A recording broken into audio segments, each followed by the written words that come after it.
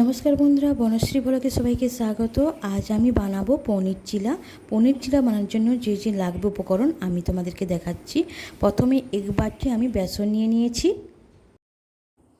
পেঁয়াজ কুচিয়ে দিয়ে দিলাম, এরপরে টমেটো দিয়ে দিচ্ছি, স্বাদ মতো নুন দিয়ে দিচ্ছি। পনিরগুলো আমি দিয়ে দেবো সবাই এরকম করে আমি গুঁড়ো করে নেব ভালো করে। এরপরে হলুদ একটু আমি দিয়ে দেবো, আমি জল দিয়ে দিচ্ছি, ভালো করে মাখিয়ে নেব।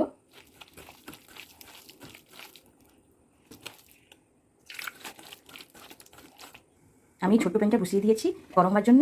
এরপরে আমি ঘি দিয়ে দেবো, তারপরে চার দিন আমি মাখিয়ে নেব ভালো করে। গরম হয়ে গিয়েছে, এবার আমি পনিরটা দিয়ে দেবো, কম কম করে আমি দেবো।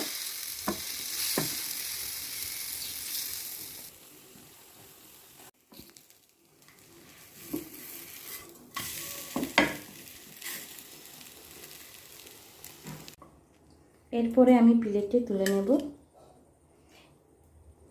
হেলদি ব্রেকফাস্ট রেডি হয়ে গেল আমার। এই যে সাথে চা বানিয়েছি, খেতে ভালো লাগবে।